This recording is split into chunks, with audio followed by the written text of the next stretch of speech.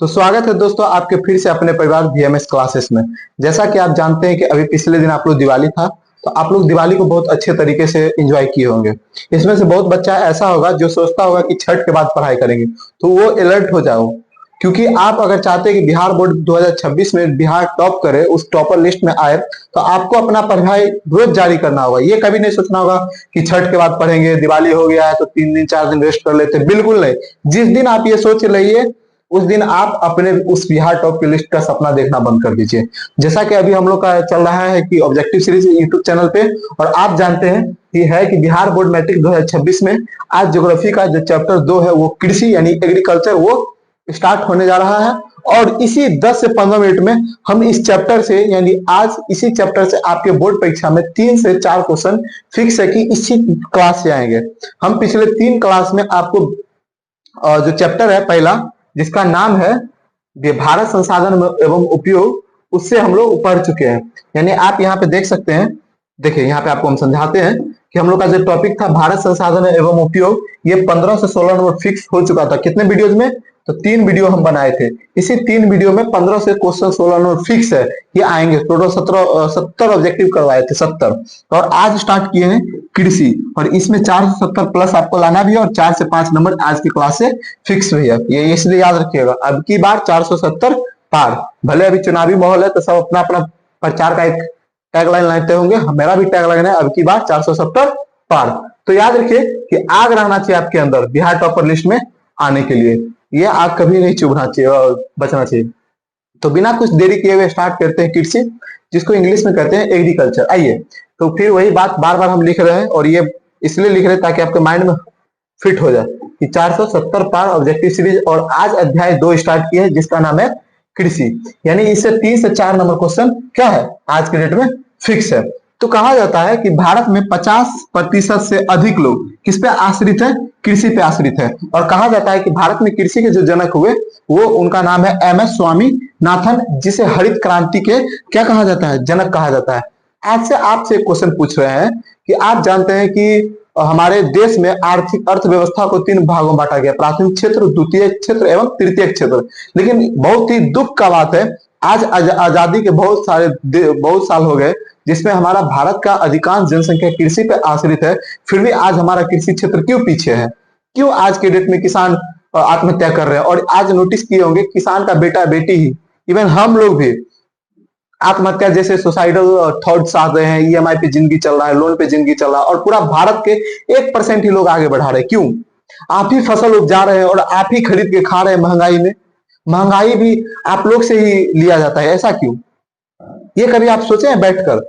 अभी चुनावी माहौल है, आपको ये चीज सोचना भी पड़ेगा, ठीक है। और आप लोग युवा क्षेत्र है, बुद्धिजीवी वर्ग है आप लोग। मनोवैज्ञानिक में कहा जाता है मनुष्य जो पढ़े लिखे होते हैं उसे बुद्धिजीवी वर्ग कहा जाता है। तो आप यहाँ पे देखिए कि कहा जाता है कि समोच्च, यो आंसर तो पहले लगा हुआ है, ये क्या घोड़बाजी है? रुको रुको रुको रुको, आंसर नहीं ना पहले लगा? नहीं नहीं, थोड़ा मिस हो गया बाबू, रुको रुको। चलिए, थोड़ा आंसर में लग गया होगा ठीक, लेकिन नहीं देरी करना है। चलिए, क्वेश्चन है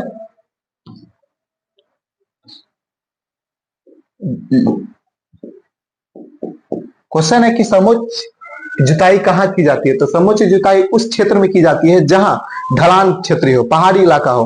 पहाड़ी इलाका पे समोच्च कृषि इसलिए की जाती है कि कहा जाता है कि समोच्च कृषि जब लोग करते हैं तो उसमें मिट्टी का कटाव नहीं हो पाता है। साथ ही साथ जब वर्षा जल होते हैं तो इस प्रकार की कृषि करने से वर्षा जल को सोखने में आसानी होती है, और फसलों में पानी का इकट्ठा नहीं होता, और फसल सड़ने एवं गलने की चांस बहुत कम रहते हैं। जब आप इधर 7 सिस्टर इधर जाइएगा, यानी पहाड़ी इलाका, दार्जिलिंग हो गया, उत्तराखंड हो गया, या असम जैसे क्षेत्र में जाइएगा, तो आपको इन सब बीमारी को देखने का ऑप्शन नहीं मिलेगा। तो कहा जाता है कि एक पहाड़ का फोटो बनाए थे, और आप यहाँ पे देख रहे हैं कि ये सीढ़ीनुमा खेती है, और हम यहाँ एक छोटे छोटे क्या लगाए थे?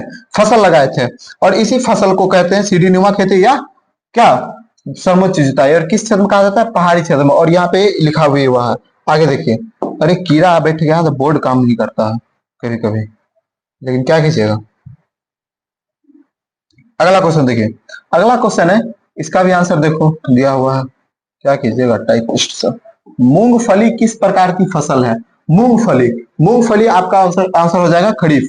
आपके बहुत सारे माइंड में होगा कि सर खरीफ और रबी में बहुत हम फंस जाते हैं, तो ये फंसने की बीमारी आपको हम जस्ट इसी क्लास में क्लियर करेंगे। ये काहे बोर्ड देखो यहाँ पे मिट ही नहीं रहा है, लाइट की वजह से आ जाता है। देखिए अगला क्वेश्चन है, अगला क्वेश्चन है कि निम्न में से कौन सा रोपण फसल है? रोपण फसल, ये 2025 का लेटेस्ट क्वेश्चन है। रोपण फसल, रोपण फसल को कहते हैं व्यापारिक फसल, मतलब कि वो ऐसी फसल जिसे एक बड़े भूभाग पर निश्चित समय के लिए एक ही फसल को बार बार लगाया जाता है, उसे रोपण कृषि या व्यापारिक कृषि कहते हैं। जैसे कि हमारा हो गया चाय, रबर, गन्ना इत्यादि, इनमें से सभी। इसका आंसर क्या हो जाएगा? ऑप्शन नंबर डी, इनमें से सभी। याद रखिएगा रोपण एवं व्यावसायिक फसल दोनों एक ही होते हैं। दोनों का उद्देश्य होता है कि बड़े क्षेत्र को लेना है, उसमें एक ही फसल को लगाना है और कुछ साल के लिए, 2 साल 3 साल के लिए एक ही फसल को लगाते हैं और उसी का निर्यात करते हैं, कि मतलब कि बेचते हैं। इसका उद्देश्य ही रहता है व्यापारिक उद्देश्य। आगे देखिए अगला है कि औस, औस किसका प्रकार है? देखिए औस एक प्रकार का धान का प्रकार है। जैसे कि आप खाते होंगे कि कोई कोई नहीं बोलता लक्की भोग चावल, इंडिया गेट चावल, है ना? तुरंत इंडिया गेट में भी 3-4 प्रकार का है। तो इस सब जो प्रकार का चावल देख रहे हैं, क्या ये बिहार में पाया जाता है? हम इसका आंसर देंगे कि नहीं। क्या अपने गांव में पाया जाता है? तो इसका आंसर देंगे हम नहीं। क्यों? ये सब पंजाबी क्षेत्र में किया जाता है। तो ना आप देखते हैं कि पंजाबी जो अभी बाढ़ आया था, उसमें पंजाबी किसान के पास 20-20 लाख रुपया था। अभी बिहार के किसान के पास है किसी के पास 20 लाख? गोली मारी 1 लाख रुपया नहीं होगा। समझ रहे हैं? क्योंकि वो अच्छे किस्म का बीज का उपयोग करते हैं। और बिहार में नेता लोग कैसे बीज भेजेगा? बीज भेजेगा तो हमारे टैक्स वाले खा के बैठ जाएंगे अच्छे बीज। तब ना आज देखते हैं कि धान भी उपज होता है 20 रुपए 30 रुपए बिकता है। वहां धान किसान लगाते हैं तो वहां 80 रुपए 90 रुपए लगता है। तब वहां के किसान आगे बढ़ रहे हैं और बिहार के किसान पीछे जा रहे हैं। हम पूरा मुद्दा पे आएंगे, कृषि के मुद्दा पे, कि आखिर बिहार क्यों पीछा हुआ है, 3 क्षेत्र में कृषि क्षेत्र क्यों पीछा हुआ है, इस पे आएंगे। लेकिन बिना कुछ देरी किए हुए चलते हैं। तो औस एक प्रकार का धान का अच्छा किस्म का बीज है और ये किस क्षेत्र में उगाया जाता है? असम के क्षेत्रों में। और ये किसका बीज है? धान का, याद रखिएगा। अगला है कि भारत में सर्वाधिक चाय का निर्यातक पतन कौन सा है? देखिए इसमें से बहुत टीचर ऐसे होंगे जो कि जिसको खुद नहीं पता होगा कि पतन किसको बोलते हैं और बंदरगाह किसको बोलते हैं। यहाँ का टीचर क्या करता है कि पतन और बंदरगाह को दोनों को मिक्स करते हैं। हाँ, हम समझ रहे हैं कि पतन और बंदरगाह में 99.99% सेम है, लेकिन इसमें 0.1% जो अलग है वो हम बताते हैं। पतन और बंदरगाह में बहुत अंतर है। ये क्वेश्चन 2024 का पूछा हुआ है। और भारत में सर्वाधिक चाय का निर्यातक, तो चाय का निर्यातक कोलकाता है। आप याद कीजिए, हम आपको पहला चैप्टर में बताए थे कि पूरा दुनिया जब गुलाम था, अंधकार युग में जी रहा था भारत का अधिकांश राज्य, उस समय मेरा केरल और वेस्ट बंगाल पूरा दुनिया में अपना परचम लहरा रहा था। तो अंग्रेज आया भी तो पहले वेस्ट बंगाल को अपना कब्जा किया, क्योंकि वेस्ट बंगाल जो है बे ऑफ बंगाल के जस्ट नीचे है और वहां पतन यानी बंदरगाहों की संख्या बहुत अधिक है, जिस वजह से हम विश्व से व्यापार करने में, जुड़ने में बहुत अधिक महत्व मिला। और बंगाल क्यों डेवलप हो गया? क्योंकि अगर हम एक बंदरगाह के दूसरे बंदरगाह को जोड़ते हैं तो वहां आदमी का आना जाना हो जाएगा और आदमी आएगा और जाएगा तो वहां के कल्चर भी हम लोग सीख जाएंगे। यानी वेस्ट बंगाल आज के डेट में कल्चर के रूप में और ज्यादा डेवलप है। बिहार इसलिए नहीं है क्योंकि बिहार में कौन आएगा? हम लोग सीखते हैं दूसरे से ही ना, कौन आएगा तभी ना हम सीखेंगे। पतन और बंदरगाह में है अंतर, जो कि हम अगले क्लास में बताएंगे। दुनिया का सेकंड सबसे बड़ा निर्यातक भी है कोलकाता, जो कि वेस्ट बंगाल में। आगे कीजिए, स्पीड में आप खींचते हैं। काली मिट्टी कहां पाई जाती है? तो महाराष्ट्र में। ऑप्शन में बी, ऑप्शन जल्दी मारिए बी। अगला क्यूनाई का उपयोग क्यों होता है? आइए, क्यूनाई एक प्रकार का रसायन होता है। ये इस्तेमाल सरकार के द्वारा किया जाता है। आप लोग जो देखते होंगे कि नहीं देखते होंगे, पटना में हम दिल्ली में रहते थे, पटना दिल्ली में, तो हम देखते थे कि फुहारा जब मारता था ठंडा ठंडा, वो फुहारा में क्यूनाई मिलाया जाता था। मतलब इसका उपयोग किया जाता है ना, इसका उपयोग किया जाता है पर्यावरण को सुरक्षा पहुंचाने के लिए। और सुरक्षा पर्यावरण में किस बीमारी को किया जाता है? जो फैलता है। इसमें फैलने वाला कौन है? मलेरिया। हम जानते हैं कैंसर, टीबी सब भी फैलता है, लेकिन मलेरिया बहुत तेजी से फैलता है। तो मलेरिया को रोकने के लिए क्यूनाइन का उपयोग किया जाता है, यानी पर्यावरण को सुरक्षा के दृष्टिकोण से। अगला है कि कृषि सुखाड़ होता है, कोई बता दी कृषि में सुखाड़ क्यों होता है? तो जल के अभाव में ही होता है ना। Option number 1। अगला क्वेश्चन देखिए, खरीफ फसल क्या है? तो खरीफ फसल इनमें से कौन हो जाएगा? देखिए यहाँ पे देखिए, इस बच्चा को बहुत कंफ्यूज होगा और इस चैप्टर से खरीफ, रबी, जायद भर भर के पूछेगा। कितना अक्षर का खरीफ है? 1 2 और 3। ग र अमी, ये कितना अक्षर का है? 1 2 3।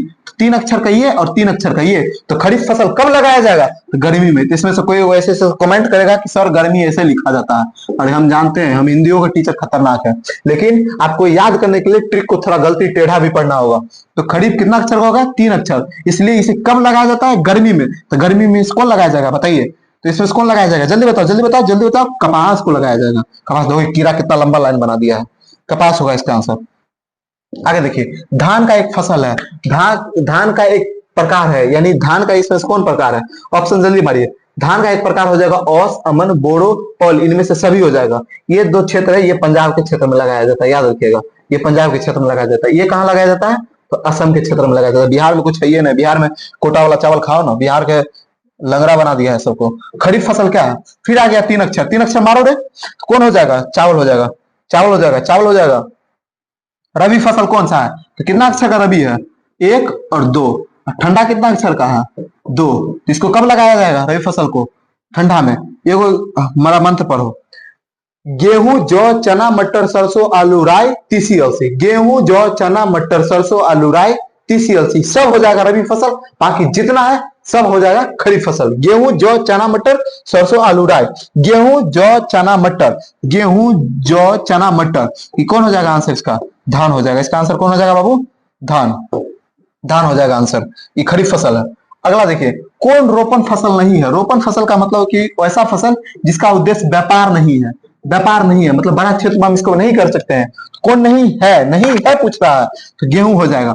गेहूं को व्यापारिक फसल एवं रोपण फसल इसलिए नहीं कहा जाता है क्योंकि इसका क्लाइमेट, इसको लगाने के लिए अलग अलग क्लाइमेट की आवश्यकता होती है, समझ गए। लेकिन इसमें अभी सब टीचर फंसेगा। क्वेश्चन आएगा, देखो फंसेगा टीचर सब कहाँ पे। तो आ जाओ खुल जाओ सिम सिम। क्वेश्चन आएगा देखिएगा। देखो कीड़ा डिस्टर्ब कर रहा है। कीड़ा हम टिप रहे हैं, टिपा नहीं रहा। अब देख लो, अब देख लो, देख रहे हो कहाँ बैठता है पता नहीं लगता। बोर्ड तनी होने नहीं हो कहाँ बैठता है हम लोग खुद नहीं पता रहता। आगे देखिए, भारत की प्रमुख खाद्यान्न फसल। खाद्यान्न फसल में टीचर बैठ जाते हैं। खाद्यान्न फसल का मतलब सकते हैं कि खाने वाला फसल। इन सब खाने वाला नहीं है, सब तो खाने ही वाला। खाद्यान्न फसल का मतलब होता है वैसा फसल जिसे पूरा ऑल ओवर इंडिया, भारत में कहीं भी किसी भी क्लाइमेट में ढाल सकते हैं आसानी से। लेकिन गेहूं, गेहूं को आज इस क्लाइमेट में अलग मिट्टी की आवश्यकता होती है, अगले क्लाइमेट में अलग मिट्टी की आवश्यकता होती है। और गेहूं ऐसा नहीं है कि सब आदमी इसकी मांग अधिक करते हैं, तो गेहूं नहीं होगा। खाद्यान्न फसल कौन नहीं, कौन है? कौन है इसमें से? कौन खाद्यान्न फसल है? क्वेश्चन पूछ रहा है। इसमें से फंस गया तो खाद्यान्न फसल कौन हो जाएगा? धान होगा। धान, क्योंकि ये भारत में अधिक मांग भी है और ये सभी क्लाइमेट में ढलने के लिए रेडी है। होता है कि इसमें अधिक पानी डालो, धान लगाओ। आगे देखिए, दाल किस प्रकार का पौष्टिक अंग देता है? प्रोटीन। दाल खाओ लंबा हो जाओ। अगला है कि भारत में बफर स्टॉक। बफर स्टॉक ये इकोनॉमिक्स का एक शब्द है, बफर स्टॉक। बार बार आप सुनिए इकोनॉमिक्स में बफर स्टॉक। बफर स्टॉक का मतलब होता है कि जब सरकार आपदा से बचने के लिए, आपदा के समय फसलों को लगाया जाता है, मतलब कि जैसे मान चलिए अभी आपदा आया, बाढ़ आया, तो सब फसल बर्बाद हो जाएगा, तो वहां का आदमी क्या खाएगा? तो वहां का आदमी खाएगा बफर स्टॉक में से रखा हुआ फसल।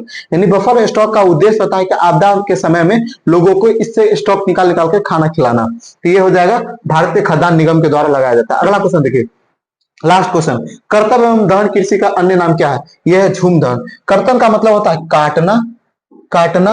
कर्तन का मतलब काटना, और दहन का मतलब होता है बाबू जलाना। तो जला काट कर जलाना, यानी काट कर और जलाने की। कर्तन मतलब काटना और दहन मतलब जलाना। तो काट कर जलाने वाले कृषि को कहते हैं झूम कृषि। और ये कहा जाता है कि ये वैसे क्षेत्र में चुना जाता था जहां पेड़ पौधा के जंगल को काट कर फसल लगाकर 1-2 साल खाकर फिर जंगल हो जाता था, इसे छोड़ देते थे। ये आदिवासी लोग करते थे। और ये हमको लगता है कि लास्ट ही क्वेश्चन होगा। तो यहाँ पे देखिए, जिस बच्चा को, एक सेकेंड, हाँ, आज अपना टारगेट को भूलना नहीं है। और बस ये लास्ट लिख रहे हैं, अपना टारगेट भूलना नहीं, बस यही 3 महीना आपको 470 लाना है। अगर आप 17 में 17 लाए हैं तो आप उस रेस में शामिल है। तो फिर अगले मिलते हैं भूगोल के अगले लेक्चर में। तब तक के लिए जय हिंद, जय भारत। लेकिन याद रखिए, आप इस सीरीज में पूरा 100% जुड़ के रहना है, ठीक है? तभी आप बोर्ड परीक्षा में अच्छा नंबर गेन कर पाइएगा, ठीक है? फिर मिलते हैं कल। तब तक के लिए जय हिंद, जय भारत।